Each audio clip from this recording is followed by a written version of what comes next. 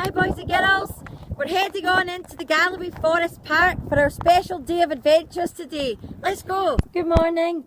Enif and I have come to see some red deer this morning, as that's what some of you are going to be learning about this week.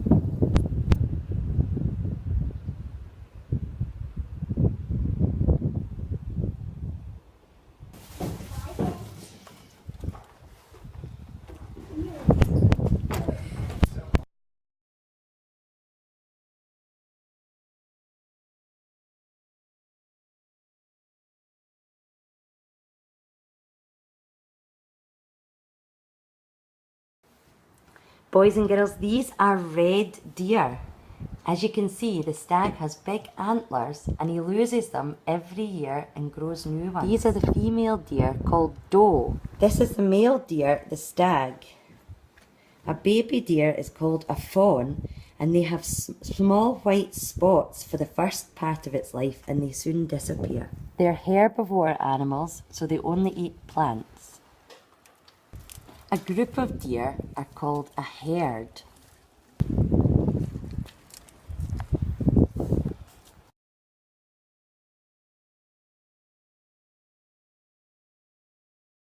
Boys and girls, I've brought you to see a place that I used to come when I was little like you. These are wee wild goats, and they live in the hills not far from where the red deer are. They're ideally suited for living in these tough, rocky outcrops. And as you can see, they're quite keen to see who we are too. Goats have little square pupils instead of round ones like us, and funny wee feet we might just see in a minute. Hello wee wild goats, nice to meet you.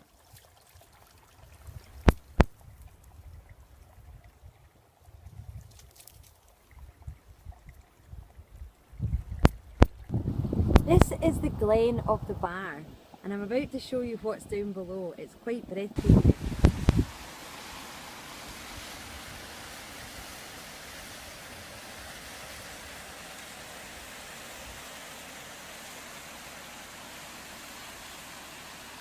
The loch behind me is called Clattering Loch, and it's very famous. Mary Queen of Scots passed by here in 1563 and Robert the Bruce's stone is nearby.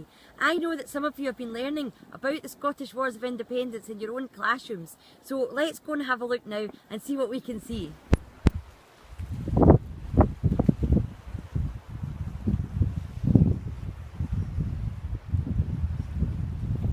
So we've arrived at Bruce's stone, just at Loch Truel, and we have come here to view the loch and to learn a bit more about the Battle of Scottish Independence. Robert the Bruce, King of the Scots, had a victory in this very glen, children, over the English in March 1307. It opened a campaign of independence which he brought to a decisive close at Bannockburn on the 24th of June 1314. It's absolutely stunning here at Loch Truel. What stories these hills could tell if they could talk about the history and things they've seen over hundreds and thousands of years. It's so exciting to think that Robert the Bruce could have stood in the very same spot that I'm standing right now.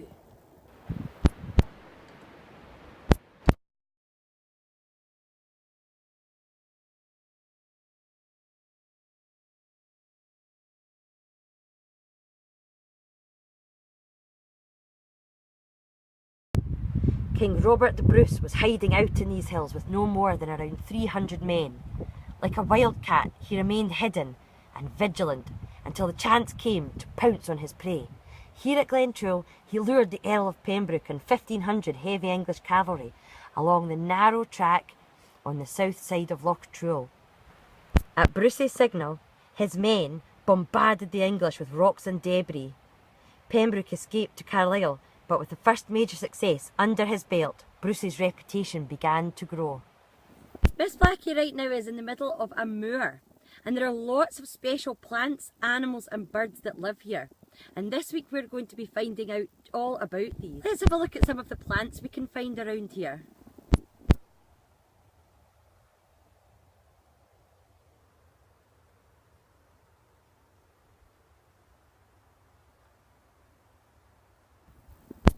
On a moor, we can find species such as hen harriers, merlins, red kites, red deer, adders, a whole load of brilliant creatures that we're going to be learning about this week at school.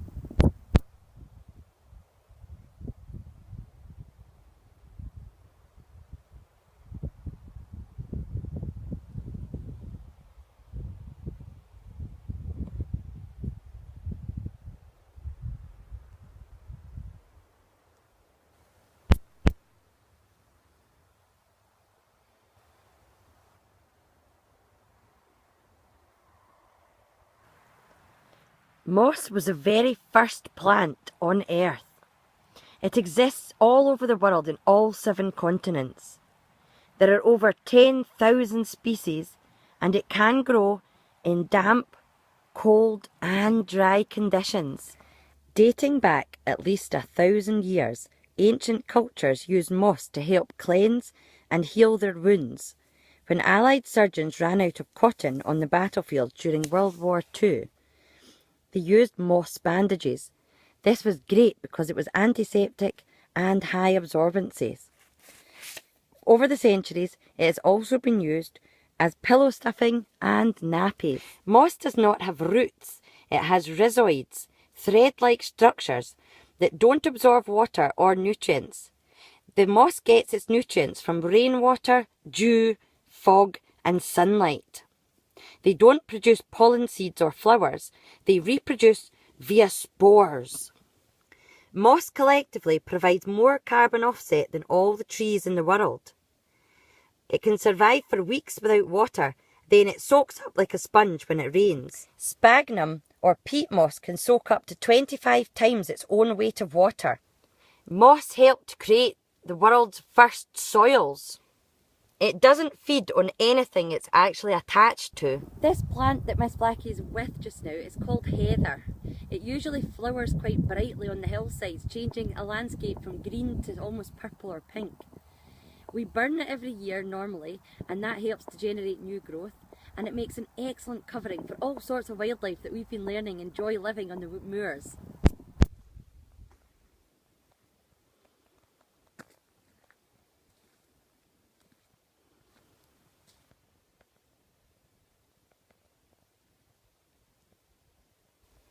Enop has found some peat. Peat soil has existed for over 360 million years. It used to be used as a method of heating your house by burning. It would be cut on the hillsides and traditionally brought in from the hillsides by Highland ponies and panniers. It also has mummification properties. And some of you, I know, have been learning in your own classrooms about the Egyptians. So this is something we're going to look at a bit further this week. This is the peat soil in its natural state. You can clearly see the different layers.